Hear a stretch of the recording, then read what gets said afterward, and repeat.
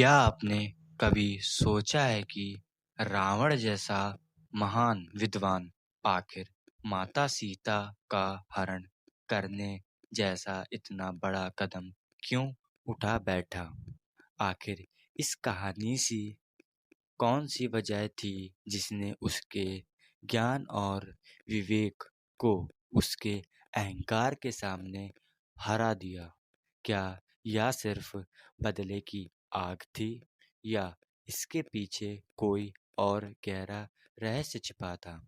आज की इस कहानी में हम जानेंगे कि रावण ने माता सीता का हरण क्यों किया और युद्ध से ठीक पहले भगवान राम और रावण के बीच इस विषय पर क्या संवाद हुआ। तो आइए चलते हैं उस ऐतिहासिक क्षण की ओर। तो चलिए शुरू करते हैं कहानी। राम: हे रावण, युद्ध शुरू होने से पहले मैं तुमसे एक बात पूछना चाहता हूँ। तुमने माता सीता का हरण क्यों किया? रावण: हे राम, इस प्रश्न का उत्तर देने देना मेरे लिए आसान नहीं है। राम: फिर भी आज तुम्हें अपने कर्मों का कारण बताना होगा। रावण: राम, मैं लंका का राजा था। मेरे पास अपार शक्ति, धन और ज्ञान था। देवता भी मेरी शक्ति से भयभीत रहते थे, लेकिन मेरे अंदर एक चीज बढ़ती जा रही थी, मेरा अहंकार। राम: क्या तुम्हारे अहंकार ही तुम्हें माता सीता के हरण तक ले गए? रावण: हाँ राम, मेरे बहन सुपर्णा तुम्हारे पास गई थी। उसके साथ जो हुआ उससे मेरे अंदर क्रोध पैदा हुआ। मैंने बिना सोचे समझे बदला लेने का निर्णय कर लिया।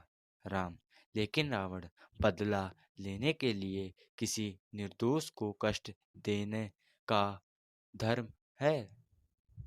रावण: मैं जानता था कि माता सीता का इसमें कोई दोष नहीं था, लेकिन उस समय मेरा क्रोध मेरे विवेक पर भारी पड़ गया। राम: तुम विद्वान थे, वेदों के ज्ञाता थे, फिर तुमने अपने ज्ञान का उपयोग नहीं रास्ता चुनने में क्यों नहीं किया? रावण: यही मेरी सबसे बड़ी हार थी।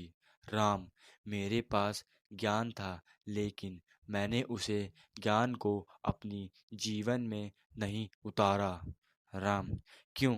तुम्हें कभी लगा कि तुम गलत कर रहे हो?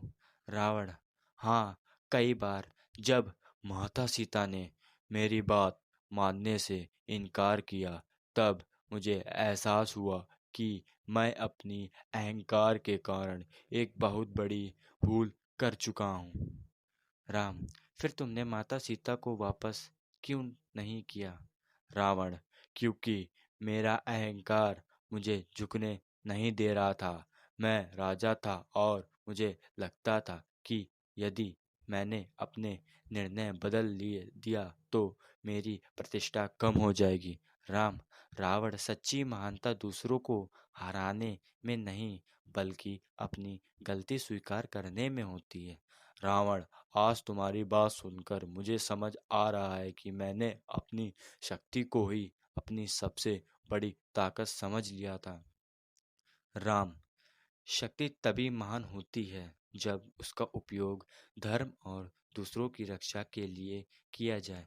रावण: राम, मेरे पास सोने की लंका थी, विशाल सेना थी और अपार ज्ञान था, लेकिन मैंने अपने अहंकार के कारण सब कुछ खोने की राह चुन ली। राम: अभी भी समय है रावण, अपनी गलती स्वीकार करो और माता सीता को सम्मान पूर्वक वापस कर दो। रावण: राम, मेरा मन कहता है कि तुम सही हो, लेकिन मेरा अहंकार अभी भी मुझे रोक रहा है। राम: याद रखो रावण, अहंकार इंसान को ऊंचाई तक ले जाकर भी अंत में गिरा देता है। रावण: अब मैं समझ गया हूँ कि मेरी सबसे बड़ी कमजोरी मेरी शक्ति नहीं बल्कि मेरा अहंकार था। राम, यही सत्य है रावण। मनुष्य कितना भी शक्तिशाली क्यों ना हो, यदि वह धर्म का मार्ग छोड़ दे तो उसकी शक्ति उसकी किसी काम के नहीं हो आती। रावण, हे राम, आज युद्ध भूमि में खड़े होकर मुझे पहली बार अपनी गलती का एहसास हो रहा है।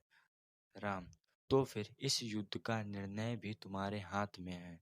रावण, नहीं राम, अब बहुत देर हो चुकी है। मैंने जो मार्ग चुना है उसका परिणाम मुझे स्वीकार करना होगा। राम, रावण, तुम्हारा ज्ञान महान था लेकिन तुम्हारा अहंकार तुम्हारे ज्ञान से भी बड़ा हो गया। यही तुम्हारा जीवन के सबसे बड़ी सीख है। रावण, और आज मैं यह समझ गया हूँ कि इंसान की सबसे बड़ा शत्रु बाहर नहीं उसके भीतर छिपकर अहंकार होता है।